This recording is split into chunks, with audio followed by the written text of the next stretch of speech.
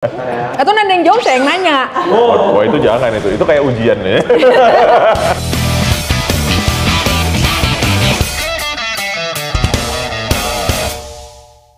Halo Sobat Jantung, saya Dr. Siska. Dan saya Dr. Nanda. Pada hari ini kita akan membahas mitos seputar pemasangan ring jantung dan serangan jantung. Oke. Olahraga pada malam hari mencetuskan serangan jantung. Dr. Nanda. Sebenarnya gimana ya? Tergantung ya, gitu. Jadi olahraga pada malam hari ada orang yang memang olahraganya ada yang pilih pagi, ada yang pilih malam hari, gitu ya. Itu tergantung sebenarnya dengan kebiasaan ya, Dr. Siska ya. Ada yang orang paginya nggak sempat olahraga, kemudian di malam harinya baru olahraga. Itu semua sih tergantung kebiasaan aja kalau menurut saya. Yang penting tahu kapan batasnya ya, itu aja sih. Terserah intinya, yang penting menghindari olahraga kompetitif, apalagi di usia 40 tahun ke atas. Kadang-kadang unsur mau menangnya itu yang mencetuskan keluhan, bahkan bisa mencetuskan serangan jantung ulang. Yes. Jadi avoid adrenaline rush. Yeah. Ya. Santai, chill. Wow. Oke. Pria lebih sering terkena serangan jantung.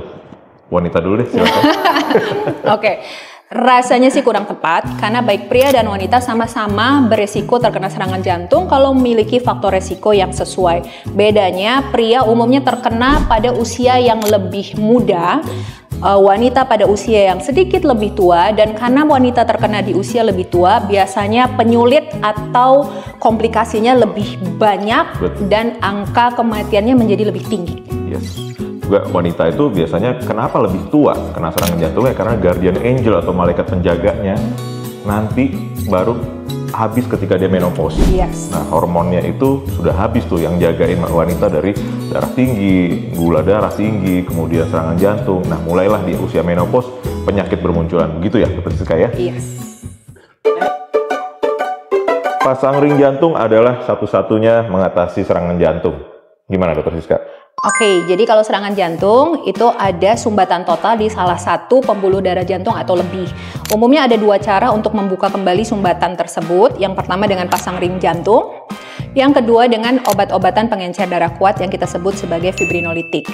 Mana yang cocok untuk pasien-pasien tertentu mungkin agak beda, tapi yang penting adalah pengenalan dini. Jadi kalau ada gejala nyeri dada hebat yang sesuai dengan serangan jantung, periksakan secepatnya supaya kami dokter bisa menentukan apakah sebaiknya mendapatkan atau menjalani proses pemasangan ring, terapi fibrinolitik, atau cukup dengan obat-obatan lain.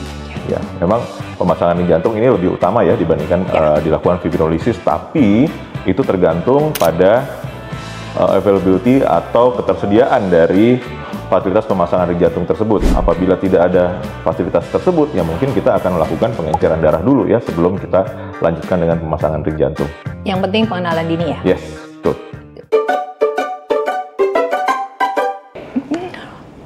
Tidak boleh mengemudi setelah pasang ring jantung. Bener nggak sih, Dr. Siska?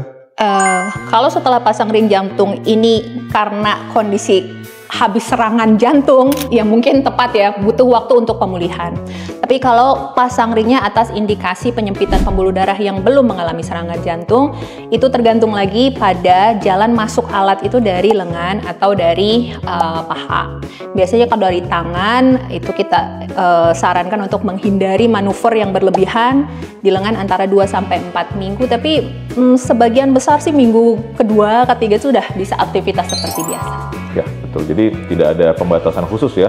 Terutama jangan lama-lama juga. Biasanya orang setelah 2 minggu seperti dikatakan Dr. Siska udah mulai kembali mengemudi, nyetir, ya naik motor, itu tidak ada masalah. Jadi kadang-kadang yang bilang habis pasang ring jantung itu harus istirahat lama, itu juga tidak betul ya. Harus kita malah motivasi untuk bergerak dan semakin banyak aktivitas, terutama olahraga.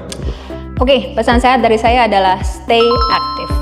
Karena kalau ada obat dewa yang bisa mengurangi resiko terjadinya banyak sekali penyakit, itu adalah olahraga. Olahraga yang dianjurkan untuk menjaga kesehatan jantung adalah olahraga rutin minimal 3 kali seminggu, masing-masing antara 30-50 menit dengan target sekitar 150 menit aktivitas sedang per minggu. Ya, dan tentunya juga perlu menjaga faktor risiko ya. Jika Anda memiliki darah tinggi, gula darah tinggi, kemudian kolesterol tinggi, tentunya itu harus dikontrol dengan serendah-rendahnya sampai target yang ditentukan oleh dokter jantung ya, seperti tensi misalnya ya harus lebih rendah daripada 130/80, kemudian gula darah harus terkontrol, dan kolesterol. Karena selain untuk mencegah serangan jantung, juga bisa memperbaiki kondisi jantung kita, terutama mencegah penumpukan yang berlebihan dari lemak tersebut di pembuluh darah jantung.